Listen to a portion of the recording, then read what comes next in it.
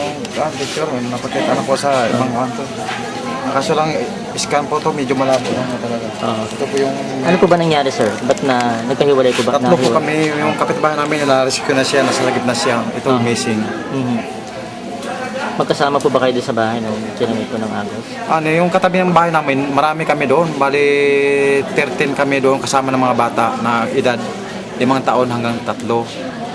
Tapos nung time na bumigay na yung pinaka-rooftop, tumalon na po kami. Tapos yung pagdating na umabot na kami sa siguro mga 200 metro, may nakapitan na ako noon. Nakakuha ako ng kahoy na kaputol ng isang poste. Yun ang pinakapit ko na yung 2 babae.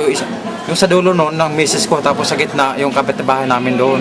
Kasi huminga rin sa akin sa suklolo, hindi marunong lumangoy. Padating na approach na kami sa San Mateo Bridge, ay yung babae nga sa gitna ng posting hinawakan ko, siya hinawakan yung kamay niya at siya nasagip. Ang kwento niya sa akin, yung misis ko na ito, nakabitaw daw sa ilalim ng tulay kasi ako po, sumuota po ko sa ilalim ng tulay nung kasagsagan ng kalakasan ng baha. Nung lumabas na po ako sa ilalim ng tulay, napakalayo po ang nilabasan ko. Halos 100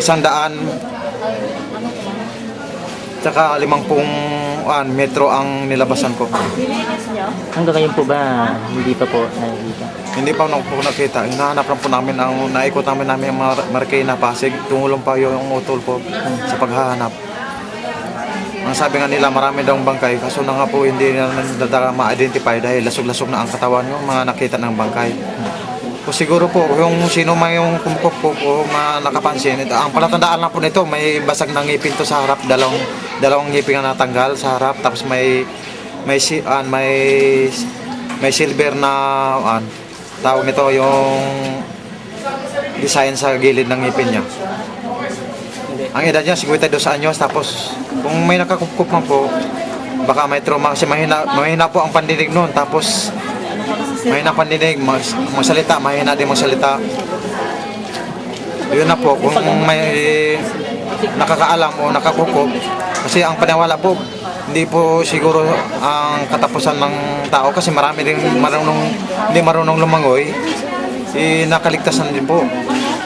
Siguro kung may awa ang Panginoon na mabuhay pa siya, baka may chance siya pang magbagong buhay kung siguro itong may kabayaran sa kasalanan ng tao.